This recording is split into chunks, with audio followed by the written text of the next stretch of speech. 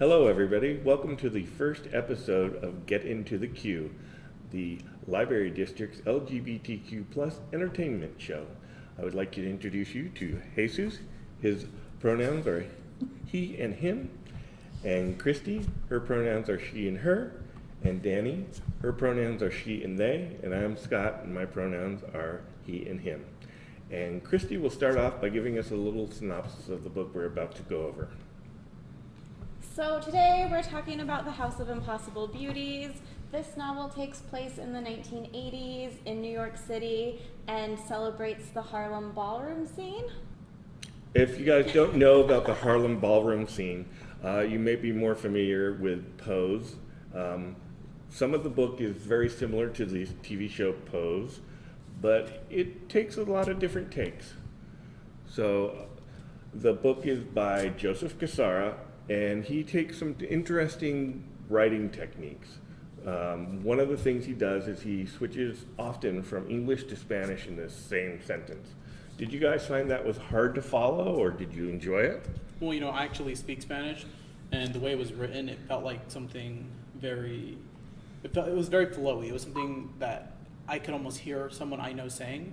So it was almost like I could really relate to the characters and their struggles, because it was like, even the whole sentence was in English, there was like a small portion, I'm like, oh wow, like even the way in the first section when character Angel is talking and he's like describing his mom and like the way he like does it, I'm like, that's exactly how I would have done it. So I really like that about it. So it's very natural. Yeah, it was very natural.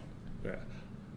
My Spanish is not very good, but it felt really organic just because the majority of the main characters are Hispanic, and it just felt that's just how they would talk. And so even though some words I had to look up, a lot of it you just knew what they were saying. Yeah, I think even though you might not understand what they're saying necessarily, the context really helps. And they tend to use the same words over and over again, so you kind of pick up too, and you start to actually kind of learn some of the words as they're using it as well. I thought it was really organic as well, especially considering a lot of the characters are Puerto Rican in the book. So I thought it was nice. Yes, and the house that they're referring to in the title is probably well known as the first all-Hispanic house in the Harlem ballroom scene, the House of Extravaganza. So most, if not all, of the characters are Hispanic in this book. He also uses another technique. He switches pronouns pretty frequently. Now, personally, I'm a little bit older than everybody else.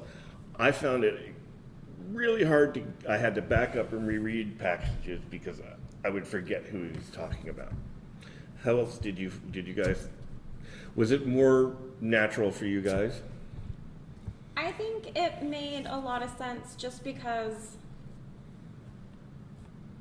gender identity is becoming more fluid, and the way that you see them at different stages in their life, the way that they're progressing, the way that they're becoming more comfortable, the way that they are.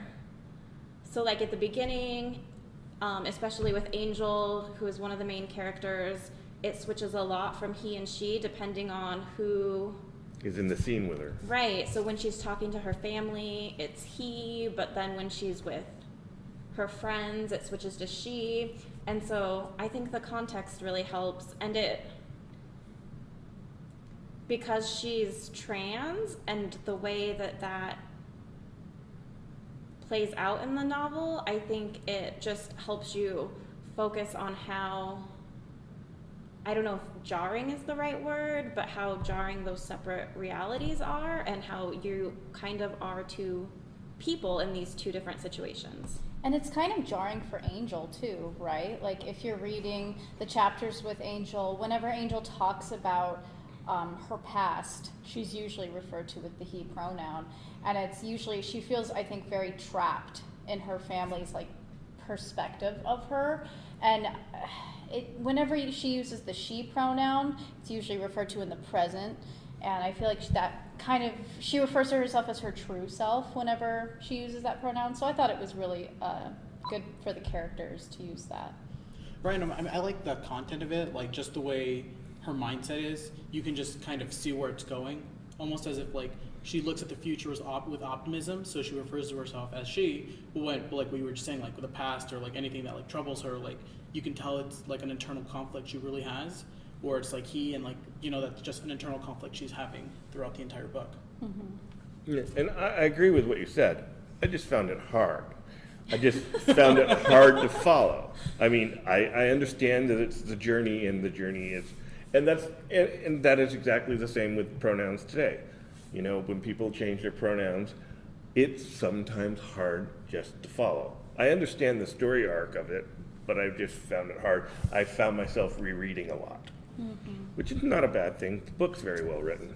So, okay, so there is a lot of very adult content in it. Did you find those passages very hard to read? Some of them were more graphic than others and had more detail. Some of them were also really violent, and I think just by nature, the situations that are focused on in the novel fit the theme, but some of them were very hard to read.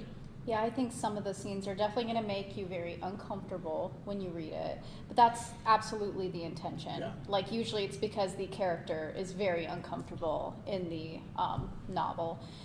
Some graphic stuff, but I didn't find that to be, I could never like, put it down because it was too graphic or anything like that, but I think it suits a purpose, and it's kind of to just epitomize, like, that's the point, like, they're trying to get across. So I didn't really have a hard time reading it. It was just almost like it brought it to light, like, oh no, this is really serious kind of thing. and you know, a lot of it, like, I feel like it kind of it feels natural as well, like the graphic parts, because those are things that they do and they live every single day in the Yeah, novel. So. especially if you're not familiar with anything that happens in the trans community. I think it really does a good job of pulling all of the issues to the forefront and making you examine the way that they were treated in the 80s and maybe even still.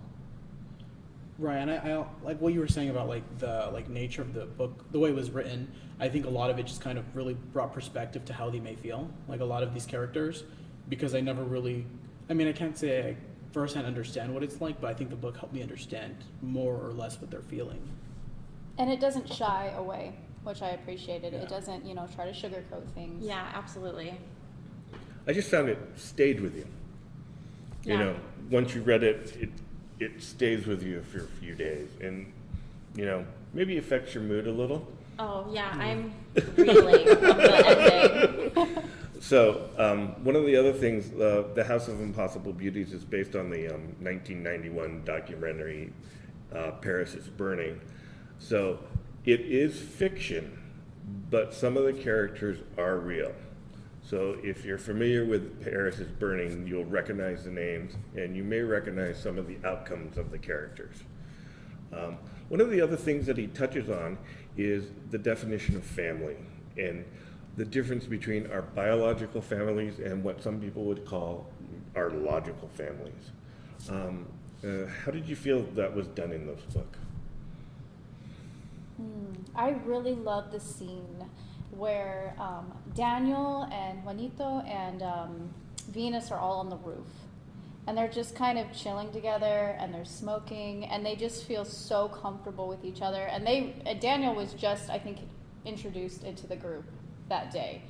But it felt like a family, the way it was written, and how much, you could feel how much the characters cared for each other, and how much they loved each other. And it's always talked about, I think, in the book where Juanito has his sewing machine and the sound of his sewing machine and the kind of feeling that gives to the room whenever he's sewing in the room. And it's a very like familial atmosphere, you know, that whenever you go into their house, it's like there's certain little things that they always listen for, or certain little things they look for, like Venus by the stove. And I thought that was a really beautiful picture, how he painted that inside their home. It's kind of like you got a little look inside their home. And it's not like the conventional sort of look. And I feel like it really contrasts with a lot of the family that you look like when he writes about Angel, when he writes about Venus and their family, it's not the same. Okay, what was the question again? The question is logical versus biological families. Okay. Sorry, Denny said a lot of good points. No, I think though, like, the book does a really good job capturing kind of how a lot of them feel ostracized, and they go and they seek solemn in the ballroom scene, and they all kind of feel accepted there, and they get to celebrate their diversity instead of feeling like they're outsiders. So I really like that they kind of embrace their diversity and they like group together and they celebrate it, and I think that's really important in terms of like the family they have. So. I think motherhood is such a big like literary theme, and Angel is not your average mother, but she so much wants a family, probably because hers was not the nicest to her. But I really love the way that she embraces it, and even though she doesn't always do the right thing, she's trying so hard, and she's like, you know, she's the glue that holds them all together for a really long time. Yeah, she kind of really avoids her mother in most of the Yeah. book. She refuses to talk to her. Like, she doesn't want to even see her. She'll talk to her brother. But I think do you think that kind of sets an example for her on how to be a mother? Do you think she learned kind of a little bit from her own experiences on like what not to do? Yeah, absolutely. But I think whenever you have that kind of negative influence in your life, you either end up doing it exactly the same or the exact opposite. So Yeah, one of my favorite scenes in the book is when Juanito goes to walk in the ball for the first time, and all he can think of is not having an accessory. And he sits by himself in the ball, and he's sitting at a table all by himself, and then Pepper LaBeija comes over and says, "You're not planning on sitting by yourself all night. No one sits by themselves." And he invites him over to the House of LaBeija's table, and he goes, "Just because you're sitting here doesn't mean you're part of the house, but no one sits alone." It sort of tells you that the houses were in competition with each other, but they were all family. So if somebody attacked one house, all the other houses would come in and protect them. It was that sense of community that the people of color did not have, even within the gay community back then. They were ostracized from the gay bars. That's why the ball scene came up, is because they couldn't even go to a gay bar by them. You know, white gay men were predominantly who were in gay bars, and the ball scene is a place where people of color could feel safe and be fabulous. This book was written a couple years ago. How do you think this book would have been written if it was written, maybe not during the 80s, but maybe early 90s? You know, if they were closer to the actual time period.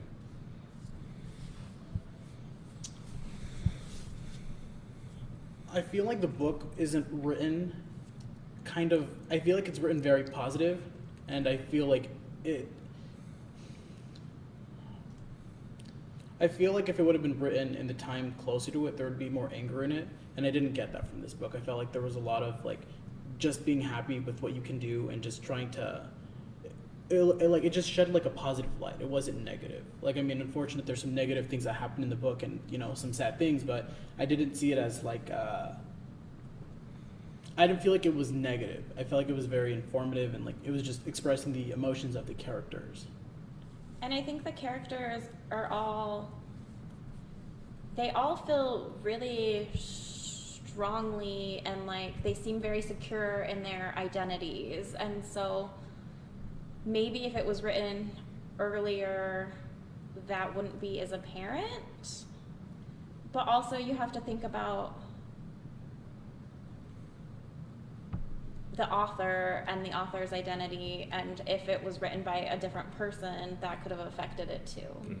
I think also like Paris is Burning, the way they view themselves in the actual documentary is a little different than how they view themselves in the book too. In the documentary, they tend to refer to themselves pretty generally, you know, like as we are the gay community, as opposed to in the book, it does explore gender identity a little more. Yeah, that's the biggest thing is I think gender identity is much more prominent nowadays, and during the time of this, but everyone was gay. You know, whether you're trans or whether you're cis, everybody in the book, like in the documentary, they just referred to themselves as gay no matter what. So, final thoughts on the books? Recommendations? I thought it was a great book. I really enjoyed reading it. I did. I really liked it. I'm still processing the end. I mean, I really liked it. I think it was an easy read. Like, I mean, obviously there's some hard topics, but I found it very like fluid, and I just enjoyed it. I think it's a good complementary piece to like enjoy alongside Pose. What I enjoyed about it, specifically the book, is that it delves a lot more into their backstories. It doesn't focus as much on the ball scene. The ball scene is mentioned, but it's more just on the people who are participating. So it's like the behind the scenes of Pose. Yeah, actually, that's exactly how it felt. Joining us here for Getting to the Q. And we will see you next month, where we will be reading the 2018 Pulitzer Prize winning novel, Less, by Andrew Sean Greer. We look forward to seeing you again.